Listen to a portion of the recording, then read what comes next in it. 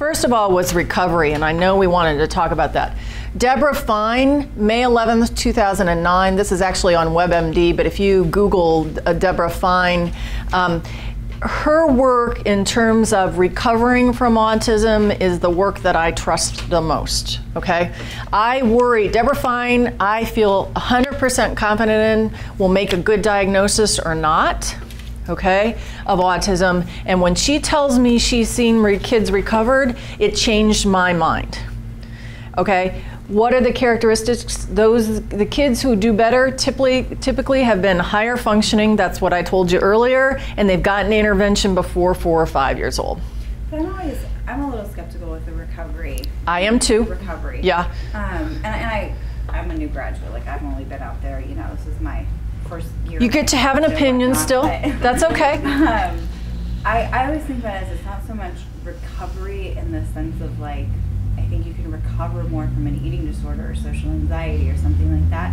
Whereas I feel like with autism, you're teaching enough of the positive behaviors that they're no longer meeting criteria for diagnosis, but the underlying difficulty subclinical. Is still, exactly, it's subclinical. They're just, you know, it's the same like a kid with ADHD where you can meet 4 out of 6 inattentive symptoms. It's not like they don't have problems with intention, they're just not meeting combined type or, you know, something like that. Couldn't have said it better myself. You just said exactly what I was going to say. I'm always yeah. So somebody asked me at the break, how do you talk to parents about it? And again, I talked to you earlier about when I talk to parents about autism or in fact any mental health issue. Now first of all, autism, for some reason people feel more comfortable talking about this as a medical issue than they do things like depression or anxiety. Okay, there seems to be less of, I don't want to say there's not a stigma with autism because there still is, but it's almost more acceptable in some ways to have a diagnosis of autism than it is depression. Meaning that people get that there's a medical component to this, even though it's still classified by most insurance companies as a mental health issue. You can't just get over it. Exactly. So people, that if you tried harder, you could be more motivated. So I find that in autism, people, using the explanation that I talked about before, the medical model, if you had diabetes, over time, there will be more stressful periods in life, or as with any child, at 3rd grade, at 7th grade, at 10th grade, when you go along and face new challenges, the coping mechanisms that you have or the skills that you have are going to be confronted differently, and you're going to need to learn new coping mechanisms. So you're going to need to come back to somebody, and you're probably going to need to get different sorts of therapy. Same thing with these sorts of kids who are on the higher end of the spectrum who need different supports. The kids in my practice who I've been working with since 10, 12, who are now in college, I am a much different support to them than I was 10 to 12. They tend to text me and say, Dr. Forrest, I've got this going on, what do I do? You know, my roommate won't share pizza with me, how do I have that conversation with them? They're much more able to spot it, which would take them sort of off the spectrum, but they have no clue how to solve it for a teenage adult, young adult. So that's a great example.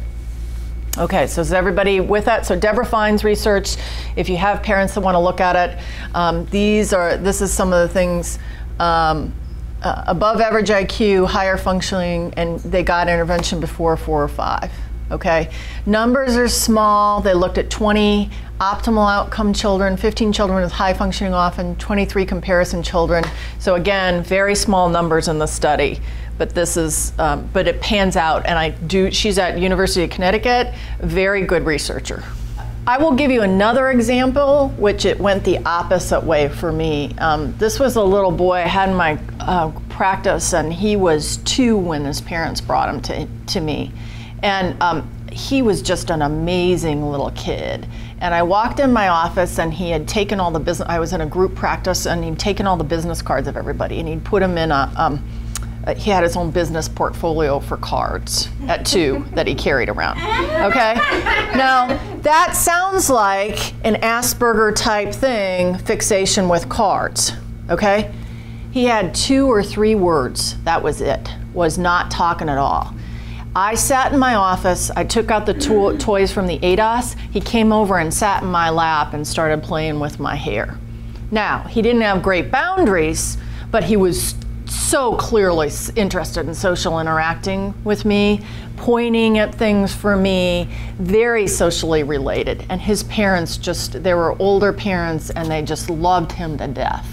I was concerned about seeing him with other kids, because a lot of times these kids can relate well to adults. He had clearly learned the coping mechanisms. So for him, I actually said, okay, we're going to really intervene on the language. We're going to do some social stuff, mom and dad, with him, and some play groups and what have you. But my hunch is with this one, and I'm going to do a rule out because I want him to get services. These were parents that were not of limited financial means, so they could do all the wraparound services. They got him extra speech and language. And could put him in a private school, which they did. He's so socially related. This kid's doing so well. I mean, there is not a hint of anything on the spectrum later on. Now, was that child cured? Well, I never gave him or recovered. I think not. I think he probably was never on the spectrum. But with the language deficit, our currency for little kids is language. And if you can't talk, you can't relate, so you're going to have a social deficit. So trying to understand, is the social deficit secondary to the language deficit and caused by the language deficit, or vice versa, teasing that out among really little kids is hard. And that's when you sort of need these other measures that I talked about this morning to be able to look at that. That's where it gets important. So you can see his was the opposite. Once he started talking, he was as social as any other kid.